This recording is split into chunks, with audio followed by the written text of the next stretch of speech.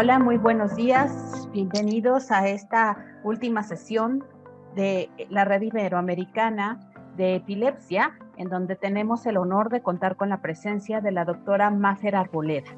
La doctora María Fernanda Arboleda es anestesióloga especialista en dolor crónico y cuidados paliativos, experta en cannabis medicinal. Es médica y cirujana de la Pontificia Universidad Javeriana en Bogotá, anestesióloga y especialista en medicina del dolor y cuidados paliativos de la Universidad Nacional Autónoma de México, UNAM, y el Instituto Nacional de Ciencias Médicas y Nutrición Salvador Subirán, en Ciudad de México. Es Fellowship Clínico de Anestesia Regional, Anestesia para Cirugía de Columna y Manejo Intervencionista del Dolor de la Universidad de McGill en Montreal, Canadá. Tiene un postdoctorado en investigación en cuidados de soporte en cáncer y cannabis medicinal de la Universidad de McGill y Santé Cannabis, clínica líder y especializada en la prescripción de cannabis medicinal en la provincia de Quebec, Canadá. En la actualidad, la doctora Arboleda es la directora asociada de investigación de Santé Cannabis y tiene una amplia experiencia en la prescripción responsable y segura de cannabis medicinal en diferentes contextos clínicos. Adicionalmente, ha sido ponente y conferencista internacional en más de 50 eventos académicos, contribuyendo y participando en la educación de más de 5,000 profesionales de la salud en América Latina, Canadá y Reino Unido, entre otros países. Asimismo, ha participado en múltiples foros y paneles internacionales sobre cannabis medicinal dirigidos a pacientes y familiares. Además, es coinvestigadora en varios proyectos de investigación que se llevan a cabo en Canadá. Y bueno, muchísimas gracias por acompañarnos el día de hoy, Mafer, porque así siempre se presenta y pide que nos refiramos a ella. Y yo me presento, soy Margarita Garfias, soy una mamá como muchas de ustedes, con un hijo con epilepsia fármaco resistente ya de 17 años y pues bueno, ahora me toca compartir este espacio gracias a la invitación de Norma y a la Red Iberoamericana de Epilepsia.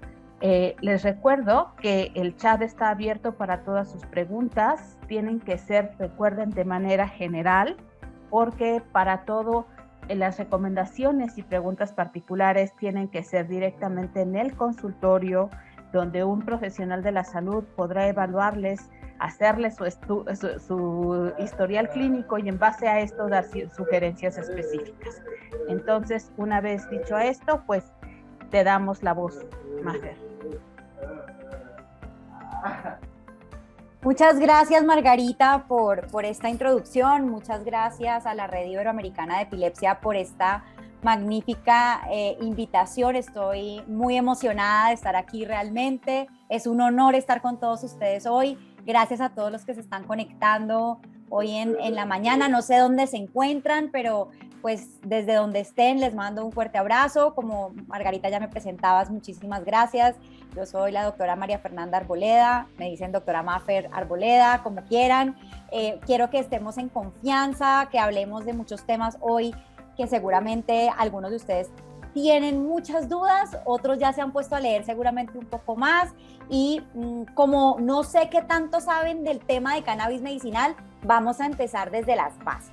Hoy vamos a hablar de un tema que a mí me apasiona, que es el uso responsable y seguro del cannabis medicinal.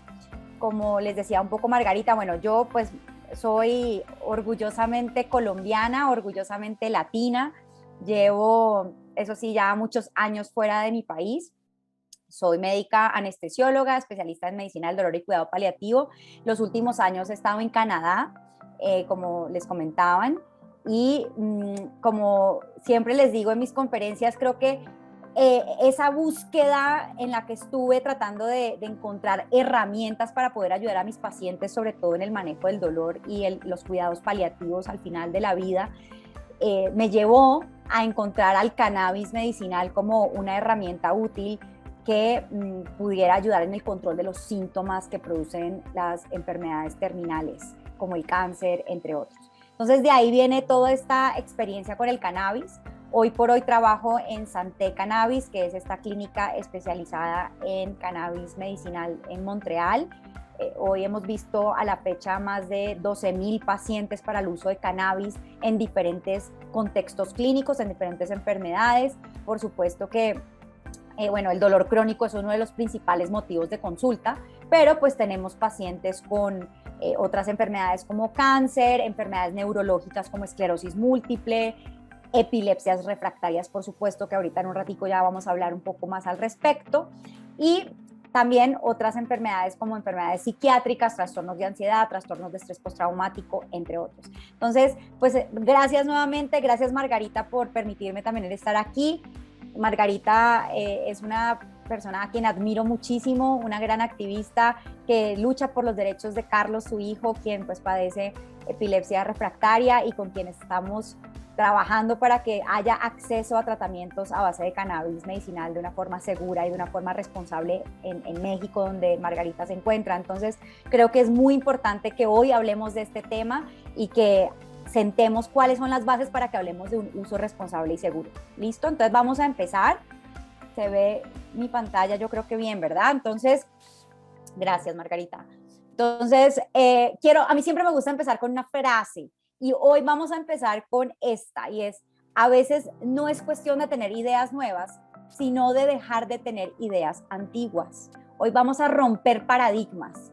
Vamos a romper y a derribar muchos de los mitos, el estigma social, los prejuicios que pueden existir en relación al cannabis, pues por toda esta era prohibicionista en la que hemos crecido de esta planta que ya vamos a conversar. Entonces, hoy tenemos 3 objetivos con la conversación de hoy. Primer objetivo, voy a querer que revisemos algunas definiciones importantes relacionadas con el cannabis para que todos hablemos el mismo idioma. Segundo, voy a mencionarles en qué enfermedades es en las que hay mayor evidencia para el uso de cannabis o evidencia de mejor calidad. Acuérdense que nosotros los médicos nos basamos en lo que se realiza desde la evidencia científica, eso le llamamos medicina basada en la evidencia. Y por último, voy a hacer énfasis en la prescripción responsable y segura de cannabis, sobre todo en pacientes con epilepsia refractaria. ¿Listo? Entonces, acuérdense, váyanos anotando sus preguntas en el chat.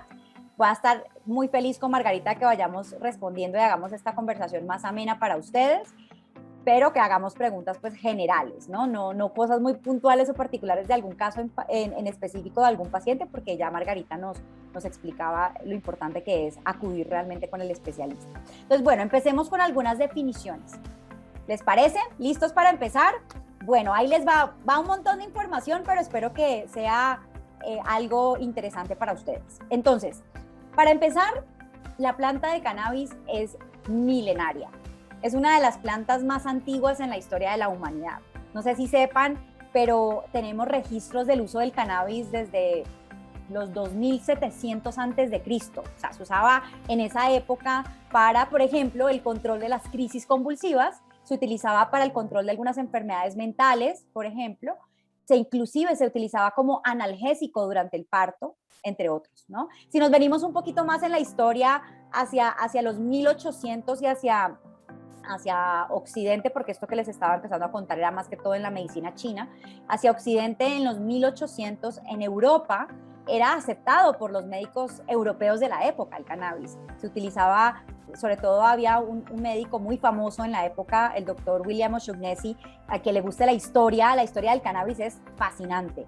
Y este médico fue uno de los primeros en empezar a usar el cannabis para el control de las crisis convulsivas en Europa. Hay algunos datos históricos que no sabemos si son ciertos o no. Hay algunos historiadores que no creen mucho en que esto haya sido verdad, pero hay quienes dicen que la reina Victoria, ¿se acuerdan de la reina Victoria en el Reino Unido? Usaba cannabis para controlar los cólicos menstruales tan fuertes de los cuales ella sufría. Entonces, todo esto de la historia se los cuento porque antes era aceptado el uso del cannabis. En 1850 el cannabis era parte de la farmacopea de los Estados Unidos. La farmacopea es este libro, gran libro donde se incluyen a los medicamentos que se utilizan con fines medicinales, que sí se aprueban para fines medicinales.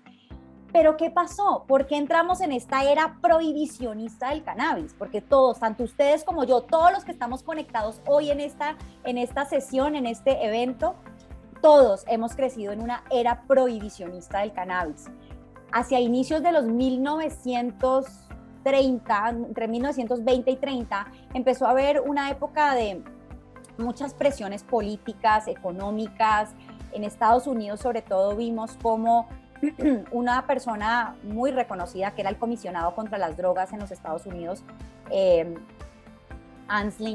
Harry Anslinger, este señor, pues empezó a tener un tema muy importante de racismo, de satanizar un poco a la marihuana, que era como se le empezó a denominar. Tiene mucho toque racista este tema del prohibicionismo, sobre todo los mexicanos que cruzaban la frontera, iban a Estados Unidos y empiezan a ser pues atacados de alguna forma, y esta persona, Harry Anslinger, decía que la marihuana hacía que era una droga que usaban los negros, hispánicos y filipinos, ¿no? Empieza a haber todo este racismo, y a decir que las personas negras, por ejemplo, componían jazz, música diabólica bajo los efectos de la marihuana. Entonces de ahí viene un poco todo este tema prohibicionista. Al que le interesa la historia, de verdad, vayan a leer un poco porque es fascinante.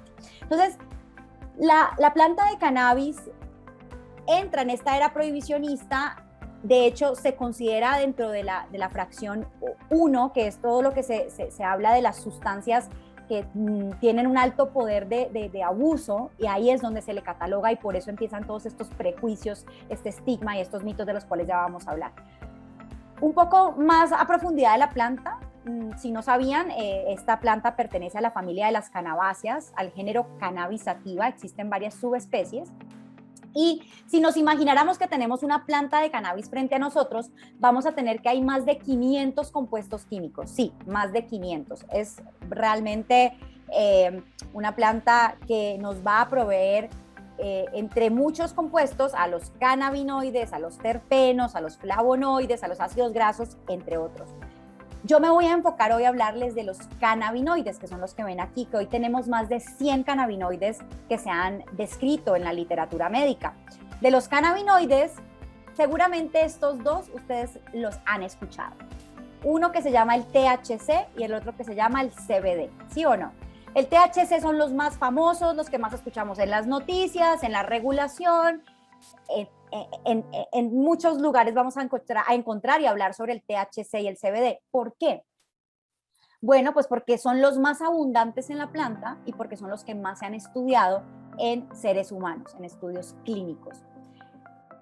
Ahora, no sé si sepan, pero la planta de cannabis es una planta que nosotros llamamos dioica, es decir, hay femenino y masculino.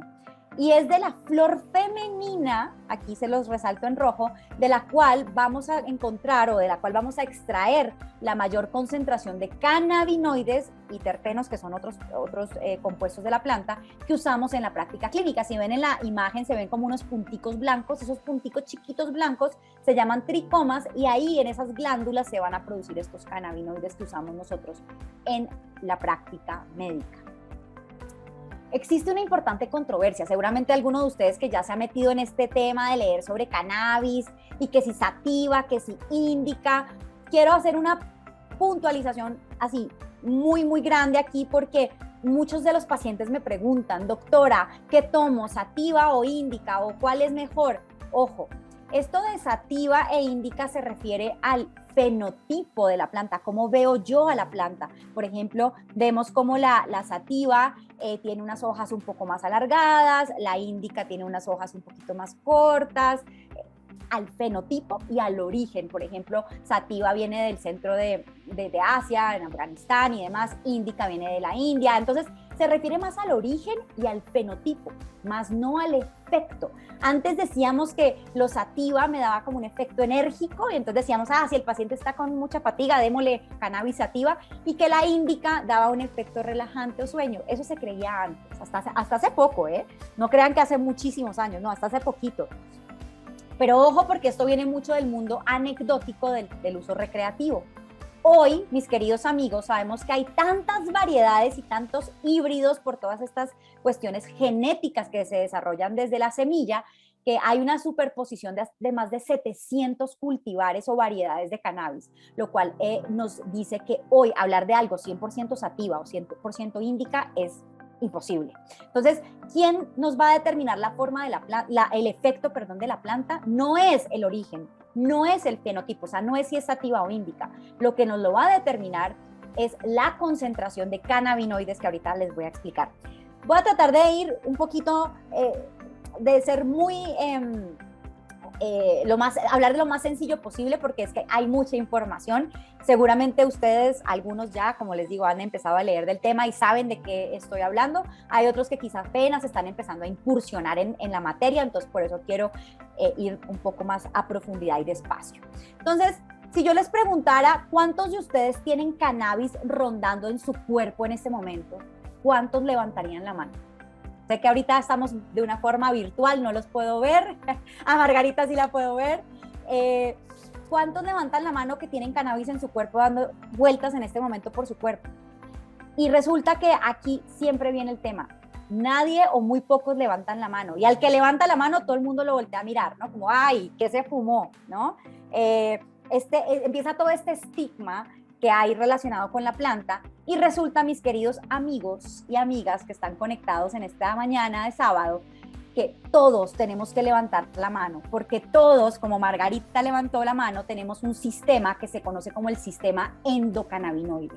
¿Qué es esto? Todos producimos nuestros propios cannabinoides, todos los seres humanos y los animales vertebrados tenemos este sistema que está compuesto por una triada, un ensamble de receptores cannabinoides, de cannabinoides endógenos, que son los que nosotros producimos, y de enzimas, que son proteínas que van a sintetizar y a degradar a estos cannabinoides endógenos que ustedes y yo tenemos en este momento rondando por nuestro cuerpo.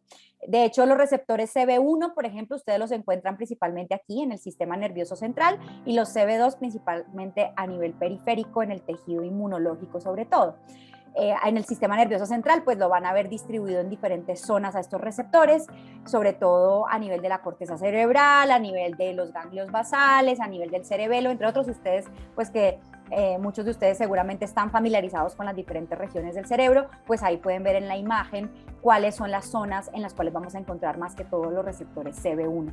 Aquí está estamos en la neurona, en la terminal sináptica y vemos, pues no me voy a profundizar ahí, pero vemos que estos cannabinoides que ustedes están produciendo en este instante que estamos aquí hablando, se están produciendo aquí en esta membrana postsináptica y se van a ir a encontrar con su receptor en la membrana presináptica de forma retrógrada. Es bien interesante cómo funciona este sistema y algunos de ustedes estarán preguntándose, bueno, ¿y para qué diablos me sirve este sistema endocannabinoide? ¿De qué me sirve? Pues resulta que, creo que alguien abrió el micrófono para que, por favor, gracias, ya lo cerraron. Es muy importante que entendamos para qué nos sirve este sistema endocannabinoide. Resulta que este sistema nos permite mantener el cuerpo en equilibrio. Es lo que llamamos en medicina homeostasis, ¿sí? Y hoy hemos visto que este sistema endocannabinoide participa en la función de otros sistemas como el sistema cardiovascular, el sistema inmunológico, el desarrollo de huesos, por ejemplo, en el sistema en la piel, en el sistema digestivo, en el que ustedes estén despiertos o dormidos, en ese famoso ciclo sueño-vigilia, en las emociones, en las vías del dolor, en cómo ustedes sienten el dolor. Todo esto va a estar ligado al sistema endocannabinoide. Entonces, también es un sistema fascinante que los invito a leer acerca de él porque todos lo tenemos y todos estamos produciendo estos cannabinoides endógenos. Entonces, ahorita yo les decía, ¿se acuerdan que les decía que ya no hablamos de sativa o índica para hablar del efecto de la planta? Hoy hablamos de lo que llamamos, en inglés se dice el chemovar, en español le llamaríamos como el quimiotipo, en donde vamos a ver quién es que predomina, el THC, el CBD o están combinados el THC y el CBD. ¿Se acuerdan que ahorita les decía que el THC y el CBD son los cannabinoides más abundantes de la planta y los más estudiados en humanos? Bueno, seguro han escuchado hablar del THC. El THC es el que se ha hecho más famoso, por supuesto, y el que se ha satanizado también muchísimo. ¿Por qué? Porque el THC se ha asociado sobre todo al uso recreativo o al uso no medicinal. quien fuma marihuana para fines recreativos siempre va a buscar unas altas concentraciones de THC, porque es el THC el que le va a dar esta sensación de euforia, de bienestar, de placer, inclusive a quien se le va la mano, luego siente paranoia o inclusive ataques de pánico. Eso, ojo, se queda para el mundo recreativo. Y aquí viene un punto muy importante de esta conversación de hoy, que debemos hacer una línea divisoria entre el uso medicinal y el uso no medicinal o recreativo del cannabis, porque son dos mundos aparte. Cuando hablamos del THC, no hay que seguirlo condenando o satanizando, porque resulta que el THC a dosis bajas nos va a ayudar para controlar algunos síntomas de algunas enfermedades.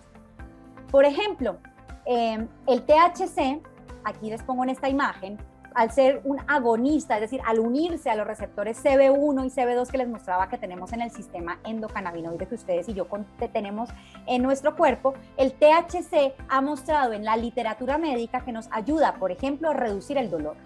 ¿Cuál dolor? El dolor crónico, neuropático principalmente, por ejemplo, aquel paciente con una hernia discal que se le baja el dolor por la pierna, la famosa ciática, ¿no? O una paciente con fibromialgia, por ejemplo, es el THC el que más nos va a ayudar para el dolor crónico neuropático.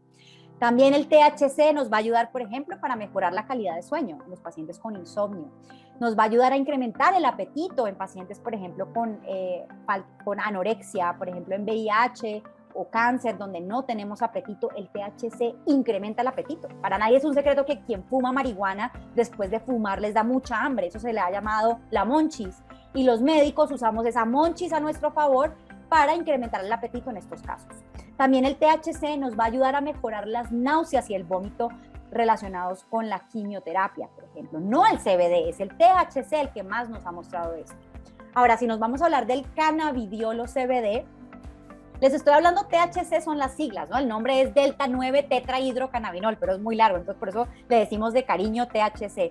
Y el cannabidiol, que se ha vuelto aún más famoso, o CBD es el nombre corto, no produce, digamos, esta intoxicación que se podría ver a altas dosis de THC. Hay quienes dicen es que el THC es psicoactivo y el CBD no es psicoactivo. No, sí, el CBD sí es psicoactivo también. Lo que pasa, porque actúa a nivel del sistema nervioso central. Lo que pasa es que no genera la intoxicación que vemos asociada al THC. ¿El CBD en qué funciona? Bueno, de acuerdo con la evidencia científica, hemos visto que el CBD es un muy buen antiinflamatorio, ¿sí? Por eso en algunos casos, cuando tenemos dolor, de pronto de forma indirecta, nos puede ayudar por el efecto antiinflamatorio. Es ansiolítico, es decir, nos ayuda a aliviar los niveles de ansiedad, es antioxidante, sobre todo lo estamos viendo en enfermedades de la piel, controla las crisis convulsivas, que ahí ya vamos a hablar de eso en un momento. ¿Por qué controla las crisis convulsivas? Bueno, hoy decimos que el CBD es un fármaco multidiana, es decir, actúa en diferentes puntos, y lo que hace es que inhibe a la excitabilidad neuronal, sobre todo a nivel del glutamato, y incrementa la inhibición a nivel neuronal a través de GABA, que ustedes de pronto también saben de qué estoy hablando cuando me refiero a glutamato y GABA. Entonces, este control de las crisis convulsivas, ¿en qué es en lo que ha mostrado que funciona? Hoy por hoy, en epilepsias refractarias. Por ejemplo, pacientes con síndromes de Lennox-Gastaut, síndrome de Dravet y esclerosis tuberosa son las tres condiciones de epilepsia refractaria en las cuales se ha generado más investigación hoy por hoy. Y esto a raíz también de una niña, que no sé si hayan escuchado hablar de ella, que es la niña Charlotte. Charlotte Figi era una niña, era porque lamentablemente falleció el año pasado durante la pandemia, era una niña que estaba en Colorado, donde tenía un síndrome de Dravet. Ella sufría de múltiples episodios o crisis convulsivas al día, múltiples, como ustedes ya seguramente lo deben vivir en su día a día, siendo pacientes o siendo cuidadores. Y esta niña, sus padres, en una medida desesperada, deciden incursionar en el CBD y aplicar CBD a Charlotte. Y resulta que se evidenció, y si quieren ver, hay un documental muy bueno en CNN que lo pueden ver acerca de esta historia de Charlotte Figi. Y esta niña, ¿ustedes están viendo mi pantalla o no la ven? Es que me dice que no se veía la pantalla. Sí, perfecto, gracias. Entonces, esta niña, sus padres le dan CBD, se reducen las crisis convulsivas y a partir de esto, esta niña ha sido una inspiración para millones, escúchenme bien, millones de pacientes, no solo niños, también adultos, que hoy están recibiendo CBD para el control de las crisis convulsivas, específicamente en epilepsias refractarias. Hay quienes me preguntan, y por eso traigo esta diapositiva, ¿cuál es la diferencia entre el cáñamo o hemp, que en inglés le llamamos hemp, en español cáñamo, y cannabis o marihuana? Esto es importante que lo sepan porque de pronto algunos de ustedes están usando productos derivados de cáñamo, otros usando productos derivados de cannabis. Son tres diferencias principales. Bueno, primero que sepan que tanto el cáñamo como el cannabis son plantas hermanas. Ambas pertenecen a la especie de Cannabis sativa. Solamente que se van a diferenciar por el fenotipo, como las veo. Por ejemplo, el cáñamo tiene un tallo largo y una flor chiquita, se le ha asemejado al bambú, por ejemplo. Tiene el cáñamo unas bajas concentraciones de THC, menores al 0.3% por lo general. Esto va a variar de un país a otro en cuanto a definiciones. Y sus usos son múltiples, también se han usado por miles de años para la industria de la fibra, del textil, del papel, de la construcción. Las semillas de cáñamo son ricas en omega 3, omega 6, etc. Ese es el cáñamo. El cannabis, por su parte, o marihuana, que es el nombre coloquial, cannabis es el nombre científico de la planta, por su parte tiene un tallo corto pero una flor grande. Y como les decía yo, en la flor femenina es en la cual vamos a encontrar todos estos cannabinoides que utilizamos en la práctica clínica, terpenos, que son otros que son los que le dan el olor a la planta, y se utiliza tanto para fines medicinales como no medicinales o recreativos. Y el cannabis pues se caracteriza porque tiene unas altas concentraciones de THC, pero también estamos encontrando variedades con altas concentraciones de CBD. Ahora, importante esta parte que les voy a comentar. El uso de cannabis medicinal exige la consideración de algunos puntos importantes. Ojo, el cannabis no es para cualquiera. Existen indicaciones, pero también contraindicaciones. Y el cannabis medicinal hoy, recordemos que no es la panacea, no es la droga milagrosa. Acuérdense que el producto milagro no existe. El cannabis es una herramienta muy útil que nos va a servir a los médicos para el control de los síntomas que vemos en nuestros pacientes. Y algo importantísimo, el cannabis no reemplaza a nadie. El cannabis complementa, no sustituye, complementa a los tratamientos convencionales o tradicionales. Por eso decimos que es un adyuvante o un coadyuvante en el tratamiento del paciente. Entonces siempre decimos, tenemos el tratamiento convencional y vamos a sumar el cannabis medicinal. Otro punto fundamental que quiero que se lleven hoy, el cannabis no es primera línea de tratamiento. ¿Qué quiere decir esto? Que si un paciente llega a la consulta conmigo, paciente con epilepsia refractaria, me dice, doctora, tengo epilepsia, ¿necesito cannabis? No. ¿Qué más ha tomado el paciente? Por eso decimos que es en epilepsias refractarias, es decir, cuando hablamos de una epilepsia refractaria es que ya se han usado al menos 2 fármacos antiepilépticos en dosis óptimas y aún así no se logran controlar las crisis convulsivas. En ese caso hablamos de refractariedad. En el caso, por ejemplo, de un paciente con dolor crónico que llegue porque le duele y no ha tomado nada más, no, lo primero en lo que yo pienso no es en cannabis, primero pensamos en los tratamientos tradicionales y luego sí vamos agregando el cannabis. ¿Por qué les digo esto? Porque la evidencia científica aún no nos ha mostrado que el cannabis pues reemplace o sea lo primero o lo único que podemos dar. De hecho, yo siempre les digo, es injusto dejarle toda la responsabilidad al cannabis. El cannabis solito no puede, hay que ayudarnos. Y por eso, si tenemos a un paciente con epilepsia refractaria que está recibiendo sus antiepilépticos y sumamos al CBD como parte del tratamiento, ambos en conjunto hacen un excelente equipo para el control de las crisis. Entonces, repito, complementa, es un adyuvante. Entonces, como les decía, el cannabis medicinal no es la droga milagrosa. Tiene indicaciones y contraindicaciones. Hay pacientes que hoy no deberían estar consumiendo cannabis, ya les voy a poner algunos ejemplos. Y hay que saber seleccionar al paciente de una forma precisa, saber qué tipo de producto le voy a dar. Le voy a dar un producto rico en THC o enriquecido en THC, un producto enriquecido en CBD o que tiene los dos combinados, el THC y el CBD en una proporción 1:1 o balanceada, así es como los llamamos. Eso va a depender del paciente que yo tenga enfrente y los síntomas que queramos controlar. Y recuerden que, como les digo, el cannabis no reemplaza, no sustituye a nadie, complementa. Entonces, algunos ejemplos de pacientes que el cannabis medicinal puede estar contraindicado. Aquí es muy relativo y cuando hablamos de cannabis medicinal es lo más inespecífico del mundo. ¿De qué estoy hablando?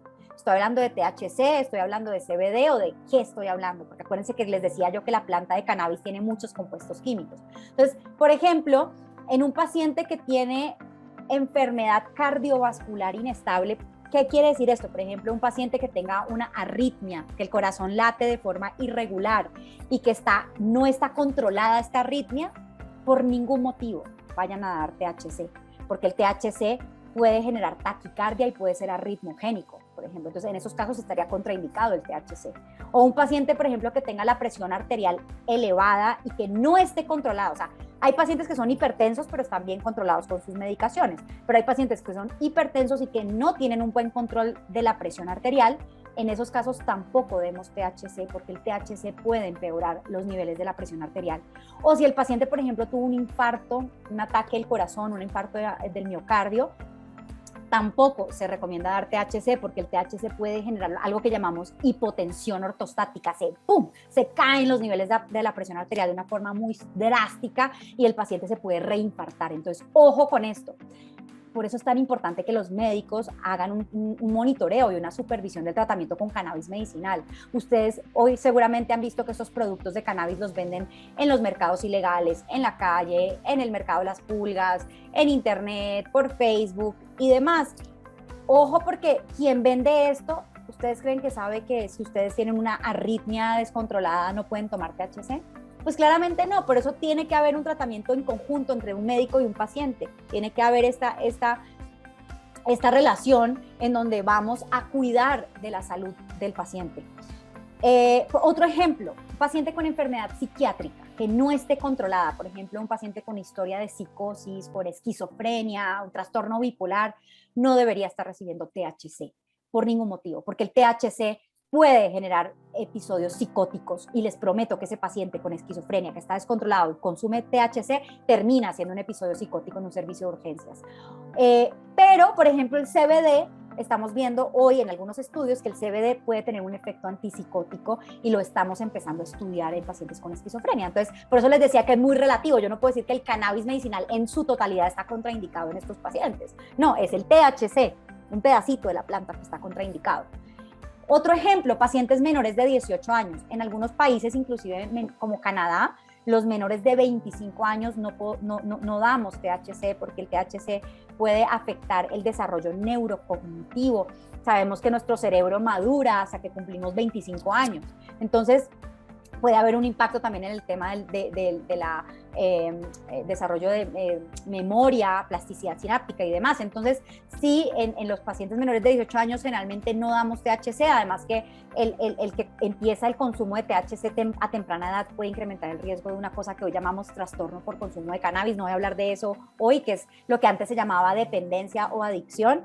Y si alguien tiene alguna pregunta de esto, por supuesto lo resolvemos ahorita. Pero el caso es que en menores de 18 años, en cambio, sí usamos CBD. Ya les contaba yo de la niña Charlotte. Ya sabemos que hay pacientes hoy desde los 2 años, que es en los estudios que se han realizado, inclusive desde 1 año, en donde estamos dando CBD para el control de crisis convulsivas en epilepsias refractarias, por ejemplo.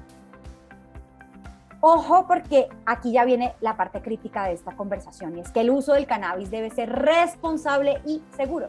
Debe haber una prescripción médica, debe haber un tratamiento que es individualizado. Este es un tratamiento sumamente individualizado, las dosis van a variar de un paciente a otro.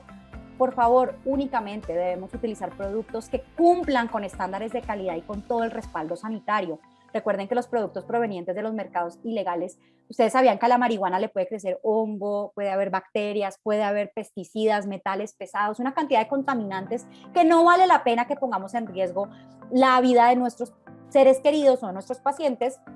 Hoy estamos viendo reportes de caso en la literatura, por ejemplo, este paciente que tenía un cáncer, estaba en quimioterapia, tenía muchas náuseas y vómito, decide comprar un tratamiento de cannabis en Estados Unidos en los mercados ilegales y desafortunadamente ese producto estaba contaminado con Aspergillus, que es un hongo bastante complicado, y fallece unos días después por una infección severa, por una aspergilosis pulmonar.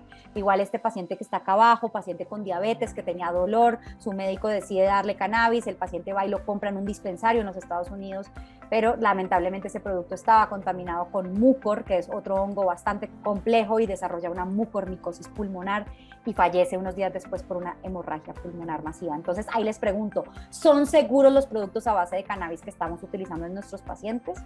Ojo con eso, porque sí hay que tener mucho cuidado. O inclusive hay pacientes que están consumiendo hoy cannabis y resulta que el producto ni siquiera tenía cannabis. Miren lo que está pasando en California.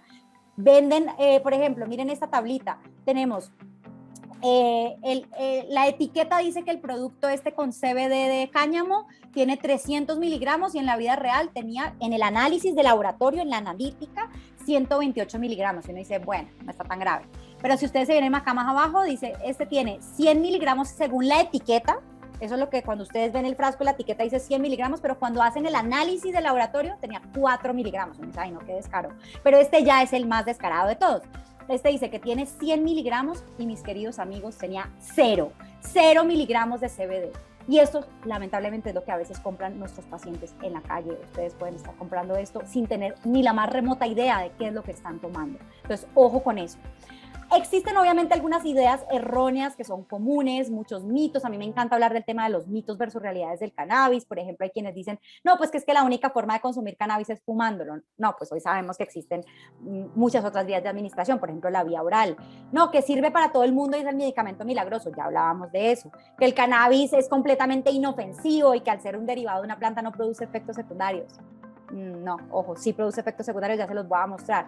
Y el tema de que produce adicción, pues que es uno de los mitos más grandes, pero para el uso medicinal hoy no hemos encontrado esto. Esto es para el uso recreativo, que es otra historia.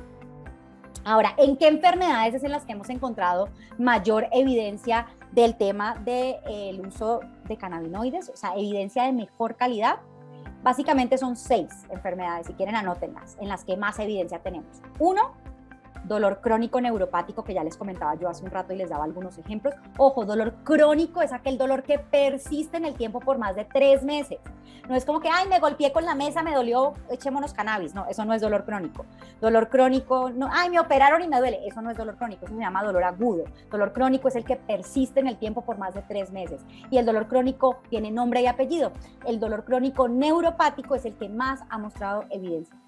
Esclerosis múltiple, las pacientes, y digo las porque es más frecuente en mujeres jóvenes con esclerosis múltiple, sobre todo en la espasticidad, esta rigidez muscular, tanto el THC como el CBD, ambos en una proporción 1:1, son los que más han mostrado mejoría en estos casos. En tercero, trastornos mentales como el trastorno de ansiedad social, el que le da pena salir a hablar en público, pero no solo que le da pena, le da taquicardia y hasta se desmaya por salir a hablar en público. Esos son los que más se han estudiado con CBD principalmente. Y el trastorno de estrés postraumático, que el trastorno de estrés postraumático es, por ejemplo, el que fue a la guerra o el que lo secuestraron, etcétera. En esos también hay muchos estudios que se están desarrollando. De hecho, en Canadá, el gobierno canadiense cubre el tratamiento a los pacientes con estrés postraumático con cannabis, ¿no? Las náuseas y el vómito secundarios a la quimioterapia que ya hablábamos hace un rato, sobre todo el THC es el que más nos va a ayudar para controlar estas crisis de náusea y vómito. Por supuesto que la epilepsia refractaria, ya comentábamos al síndrome de Lennox-Gastaut, el síndrome de Dravet y la esclerosis tuberosa, que son las 3 enfermedades que más se han estudiado dentro del contexto de las epilepsias refractarias con CBD específicamente, y en pacientes con falta de apetito o anorexia, como en pacientes con VIH. Y si quieren, podríamos agregar una 7ª enfermedad, que está muy de moda ahorita el tema, y es en la enfermedad de Parkinson, en la cual estamos empezando también a encontrar mayor evidencia. Ojo, no para los síntomas motores, es decir, para el temblor o estas disquinesias, no. Es más para el tema de los síntomas no motores, como la psicosis, la ansiedad que pueden tener los pacientes con Parkinson, y una cosa que se llaman los trastornos del sueño REM, que es este sueño anormal, que empezamos estas conductas anormales durante el sueño que vemos en los pacientes con Parkinson. Este es un artículo que yo escribí con el equipo con el que trabajo en Canadá y publicamos en una revista médica el año pasado, y de aquí quiero resaltar 5 puntos importantes. 1, cada vez más pacientes están solicitando tratamientos con cannabinoides y por eso los médicos debemos estar preparados y ofrecer educación médica continua. A los médicos no nos enseñan sobre el cannabis, mis queridos amigos, no sabemos. No nos enseñan qué es el THC, qué es el CBD, qué es el sistema endocannabinoide que ya les contaba yo ahorita. Por eso hoy se están empezando a abrir cursos, diplomados y demás para que los médicos se entrenen en América Latina. Yo estoy justo en este momento, hoy se termina el primer diplomado internacional de cannabis que hemos estado desarrollando con el Tecnológico de Monterrey en México. Y así hay otros cursos que se están abriendo. Hoy estamos, por ejemplo, entrenando alrededor de 90 médicos en América Latina con este diplomado. Entonces, es importante que los médicos nos preparemos porque más del 70% de los casos es el paciente el que llega a la consulta pidiendo ayuda sobre cómo empiezo a usar este cannabis que me compré en la calle, ¿no? Segundo, fundamental que vayan con un médico para que les prescriba cannabis porque tiene que haber una historia clínica completa. Ya les contaba algunas contraindicaciones. Tercero, súper importante, hay que aterrizar las expectativas del paciente. El cannabis no cura ninguna enfermedad. El cannabis controla síntomas. Hay que aclarar los objetivos del tratamiento con cannabis. 4, hay que saber para qué voy a dar cannabis, cuál es el síntoma primario que voy a querer controlar. Las crisis convulsivas son el síntoma primario. Ok, pero resulta que ese paciente con crisis convulsivas tiene también insomnio, tiene ansiedad, otros síntomas relacionados con la epilepsia, también eso los podemos considerar, pero hay que hablar entre el médico y el paciente para definirlo. Y ya uno teniendo eso definido, pues va a escoger qué voy a dar, un producto con THC, rico en THC, o un producto que está combinado con el THC y el CBD, o un producto rico en CBD. Hoy, mis queridos amigos, ya para ir cerrando, aproximadamente 50 millones de personas en el mundo sufren de epilepsia y 1 de cada 3 va a tener esto que llamábamos de refractariedad o que es refractario al tratamiento convencional. Los estudios que se han hecho en pacientes con epilepsias refractarias son principalmente con CBD purificado al 98%, no puro. Aquí me dice, es que es CBD puro. No, no es CBD puro, CBD purificado al 98% a través de este famosísimo que se llama Epidiolex. El Epidiolex es un producto que hoy tiene autorización por la FDA en los Estados Unidos.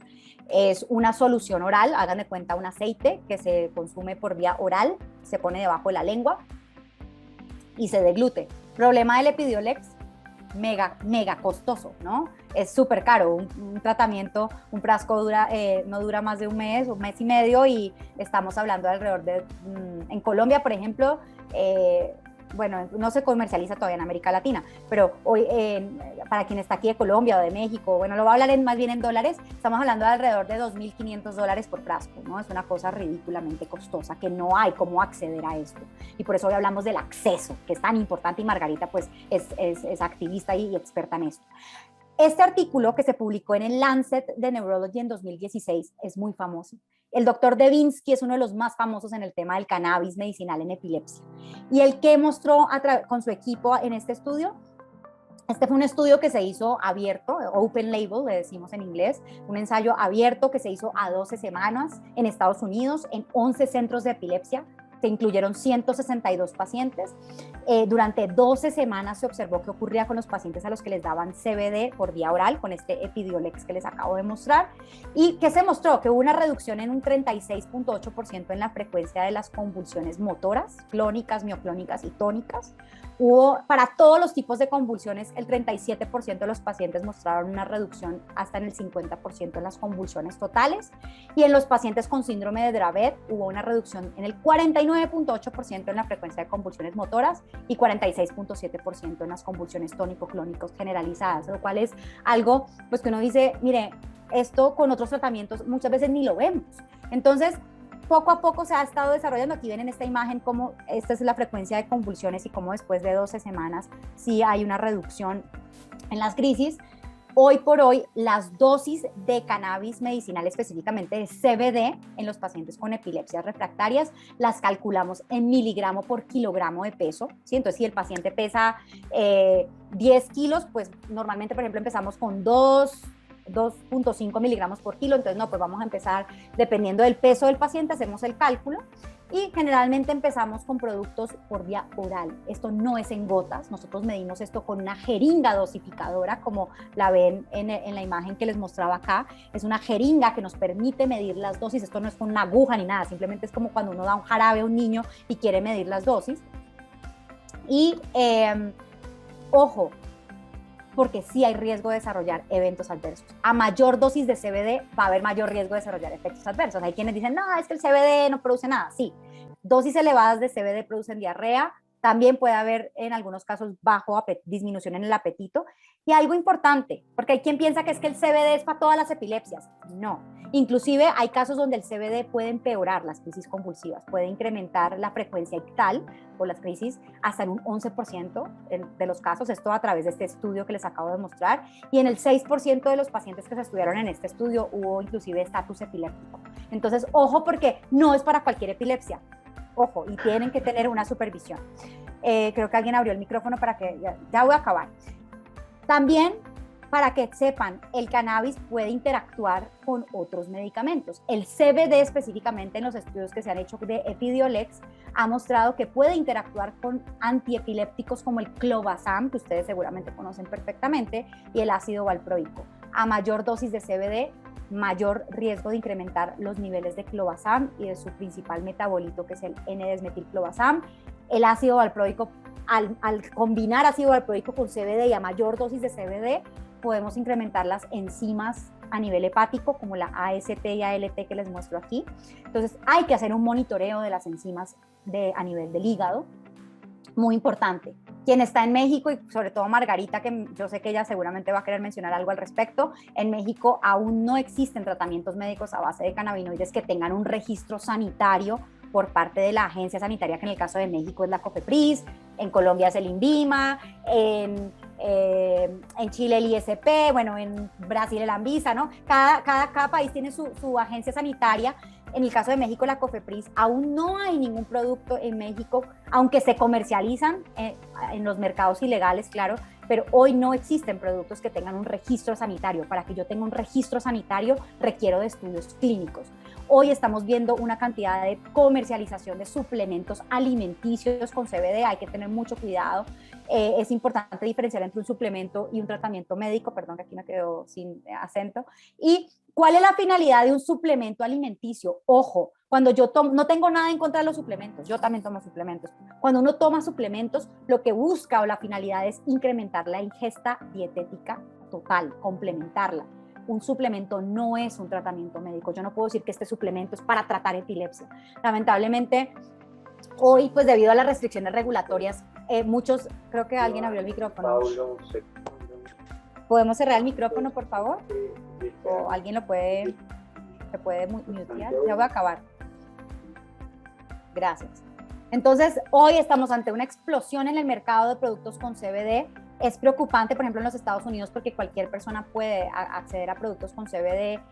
Van a comprar ropa y les venden CBD, zapatos y les venden CBD, todo con CBD, pero ojo, porque no es lo mismo un suplemento que un medicamento. Hoy la FDA en los Estados Unidos, que es la agencia sanitaria, está sancionando a los productores de cannabis que están haciendo estas afirmaciones o estos claims de que el cannabis va a curar enfermedades o que va a controlar enfermedades, cuando yo no puedo decir que un suplemento es un tratamiento médico, porque no es así.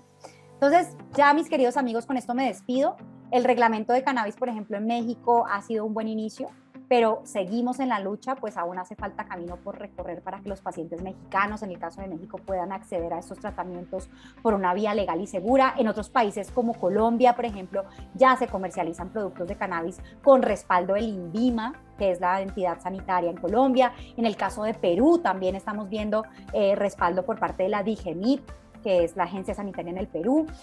Argentina también ha estado avanzando a pasos agigantados en materia regulatoria. Entonces vamos a ir viendo que cada país va a su ritmo, pero ojo, apéguense a los productos que sí cumplen con estándares de calidad.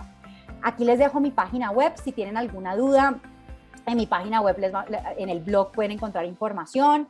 Este es mi correo electrónico, mis redes sociales, en Instagram me encuentran como @drmaferarboleda, y en Twitter igual. Muchísimas gracias de verdad a la Red Iberoamericana de Epilepsia y a todos los que han hecho parte de este evento y de esta secuencia de eventos y que hoy finalizan.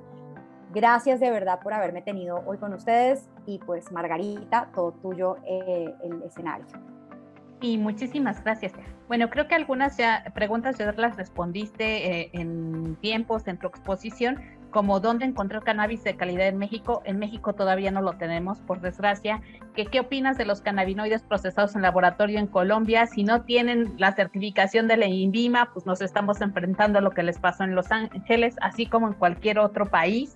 Si no tiene la certificación, el registro de la institución encargada de las garantías sanitarias de medicamentos, pues no hay esa garantía. Por lo regular, todos estos medicamentos van a ser vendidos a través de receta médica en una farmacia, no de puerta en puerta, no por multinivel, no con la comadre, no con ninguna otra persona. Aquí estoy agrupando todas las dudas en dos grandes grupos. La primera, muchos hablan que una vez que toman cannabis o CBD, ¿cómo es la disminución del medicamento? ¿Cuántos medicamentos se logran quitar? Y la otra pregunta es, ¿qué tanto sirve la cannabis en epilepsia refractaria en adulto, en epilepsias focales, en ausencias farmacoresistentes? Y aquí a mí me gustaría que te refirieras a partir de qué edad se puede utilizar o añadir cannabis a un tratamiento farmacológico, por favor. Claro, Margarita, gracias a todos los que están enviándonos sus preguntas en el chat. Gracias por participar y por estar aquí conectados con nosotras. Miren, cuando yo estoy en un tratamiento con antiepilépticos convencionales, sea clobazam, sea ácido valproico, sea levetiracetam o quepra, lo que ustedes, como el esquema que ustedes estén tratando ahorita, cuando agregamos el CBD, ojo, porque hay quienes dicen, bueno, doctora, ¿y cuándo suspendemos el quepra? No, un minuto. Primero estamos agregando al CBD, vamos a ir encontrando la dosis primero de CBD que nos va a ayudar a controlar las crisis convulsivas. Y yo siempre les digo a mis pacientes, aquí hay dos posibles escenarios. Escenario 1, que yo agrego el CBD y tanto estos fármacos que ya estaba consumiendo el paciente como el cannabis, específicamente el CBD, hacen un excelente equipo en conjunto. O lo otro que puede pasar, escenario 2, es que yo estoy con mis antiepilépticos convencionales, agrego el CBD y solo cuando he alcanzado unas dosis estables de CBD puedo empezar a considerar la reducción muy paulatina y bajo supervisión médica de los demás, de alguno por lo menos de los demás antiepilépticos convencionales que esté recibiendo el paciente. ¿Cuándo se alcanza una dosis estable? Esto es muy variable. Hay pacientes que alcanzan la dosis estable de CBD, por ejemplo, después de unos 3 meses de tratamiento, más o menos. Eso es como en promedio, pero puede hacer que nos tardemos un poco más. Y ojo, el cannabis no le sirve a todo el mundo. Hay pacientes a los que no les funciona. Así como ustedes ya intentaron clobazam, no funcionó, ¿qué sigue? No, que ácido valproico, no funcionó, ¿qué sigue? Check, ¿no? El chulo, como decimos en Colombia, o palomita, como dicen en México. Igual con el CBD. Podemos intentar el CBD y, como les decía, pueden empeorar las crisis. Entonces, los 3 tipos de epilepsia refractaria que se han estudiado hoy en la literatura médica son las que comenté. Síndrome de Lennox-Gastaut, síndrome de Dravet y esclerosis tuberosa, que son las 3, inclusive que tienen el Epidiolex que les comentaba ahorita, es el que tiene aprobación para esas 3 condiciones, no para otras. Que entonces no se puede usar para otros tipos de crisis, pues realmente esto está muy por verse. Acuérdense que los médicos nos basamos en la evidencia, en lo que dice la evidencia, y aún para otros tipos de epilepsias todavía la evidencia es muy pobre. Hay quienes dirán, bueno, pero yo la tomo, no tengo Lennox-Gastaut y me va muy bien. Okay, anécdotas seguramente hay muchas, pero todavía yo estoy queriendo ser como muy apegada a lo que está en la literatura. Ahora, que lo usamos en otros tipos de epilepsias, sí. Hay quienes dicen, bueno, solo en niños, porque la mayoría de estudios han sido en niños. Pues no, hoy también ya lo estamos usando en adultos. Sí usamos el CBD, el cannabidiol en pacientes adultos. Ahora, sí hay que tener en cuenta que en los adultos, como esto es en miligramos por kilogramo de peso, a veces las dosis llegan a ser muy altas. Entonces, el frasco que trae 50 mililitros no nos va a durar mucho. Entonces, hay que tener también en algunos casos en cuenta que a mayor peso, pues también van a ser más el volumen que vamos a usar. Margarita, también me preguntabas de, bueno, creo que ya acabo, la edad. En los estudios normalmente se han hecho, inclusive el Epidiolex en los Estados Unidos está aprobado su uso para Lennox-Gastaut-Dravet y esclerosis tuberosa en pacientes a partir de los 2 años o más, ¿no? Pero hay algunos, inclusive de los estudios que se han hecho, que han incluido pacientes de 1 año, ¿no? Pero menos de esto realmente no hay evidencia en poblaciones de recién nacidos o bebés, aún esto todavía no está estudiado. Y en adultos, de hecho el estudio que les mostré ahorita de Lancet incluyó pacientes hasta entre 1 y 30 años, por ejemplo. Espero haber respondido a tu pregunta, Margarita. Sí, muchísimas gracias. Y la última pregunta es, ¿en Chile aún se considera el cannabis como una droga, aun cuando se permite su venta en medicamentos a personas con ciertas condiciones? ¿Cuál sería el camino para permitir su incorporación a los tratamientos de forma más común? Aquí hago un paréntesis porque es lo que vivimos también en México. El cannabis, dependiendo de su uso, sí va a ser clasificado como una droga, ¿no? Una droga con fines médicos o con fines personales adultos, ya depende de ti. El medicamento va a ser siempre a través de receta médica en un lugar especializado, de un producto registrado o que al menos tenga esta evidencia de contenido, estabilidad, etcétera.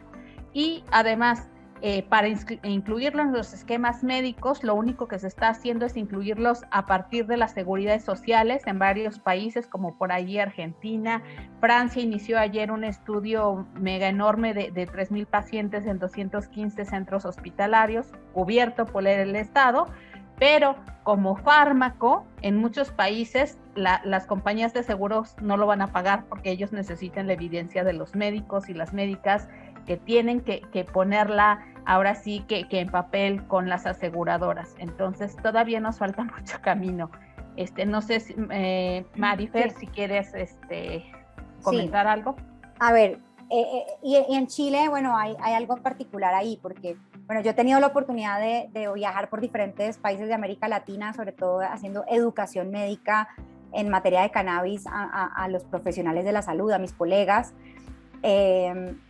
Ahorita alguien preguntaba sobre Colombia, por ejemplo. En Colombia sabemos que el marco regulatorio es uno de los más avanzados en la región. De hecho, ha sido modelo en la región para otros países que han tomado el modelo colombiano y lo han incorporado a su realidad. Por ejemplo, Perú así lo hizo. Perú se movió muy rápido, de hecho, en temas regulatorios. En Colombia, hoy, para responder algo que alguien preguntaba por ahí, sí hay empresas que ya tienen el respaldo del INVIMA, ojo, son muy pocas, que hoy están garantizándonos la concentración. O sea, lo que dice la etiqueta sí es lo que tiene de cannabinoide, para empezar. Y segundo, pues nos garantizan que son productos grado farmacéutico que están libres de contaminantes. Ya hablábamos de estos contaminantes que puede haber en los productos. Entonces, sí hay que tener mucho cuidado con lo que compren. Hay algunos que dicen, tengo registro INVIMA, y no es cierto. Entonces, váyanse a la página del INVIMA a revisar quiénes son los que realmente sí. Hoy en realidad son 4 o 5 compañías, no son más, las que tienen esto en Colombia. No se vayan con lo que tenga gotas. Acuérdense, las gotas no son lo que hacen. Las gotas vienen mucho de los mercados ilegales. Ahora, en Perú, por ejemplo, también se está comercializando productos de empresas. Creo que hay 2 empresas ya comercializando en Perú con respaldo de la DIGEMIT. Y en el caso de Chile, para quien está en Chile preguntando esto, yo tuve la oportunidad de estar en una fundación que está en Santiago. Creo que todavía hay mucho conflicto entre los médicos y las asociaciones médicas y estas fundaciones que apoyan el uso del cannabis. Inclusive hay una revisión sistemática de la literatura que se hizo en Chile, que estuvo muy en contra y habla de que el cannabis realmente no sirve para nada.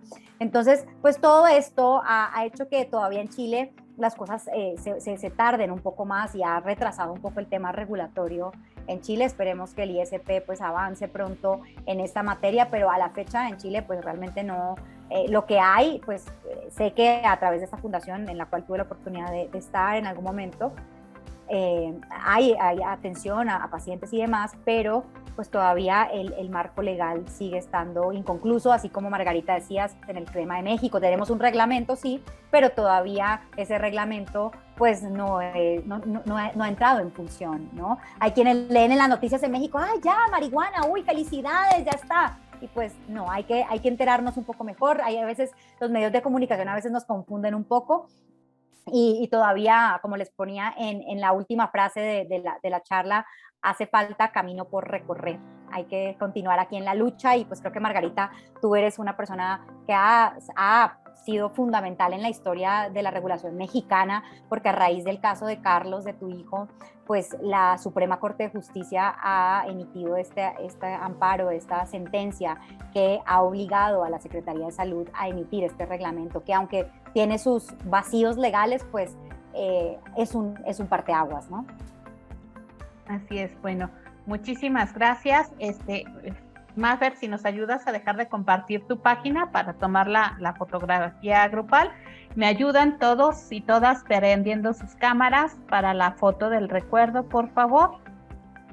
Y sí, en México ya nos han legalizado el cannabis como 5 veces desde el 2017. El problema es que los y las pacientes no tenemos un acceso a estos medicamentos a través de las farmacias, ¿no? Y el mercado gris, mercado negro son los que han crecido a expensas de la omisión de Secretaría de Salud, y los pacientes somos los que pagamos las consecuencias. Y bueno, estamos listos para la foto. Muchas gracias. Y gracias a todos los que se conectaron y esos mensajitos tan lindos que mandaron. Gracias. Estoy muy encantada y ha sido un honor estar aquí con ustedes.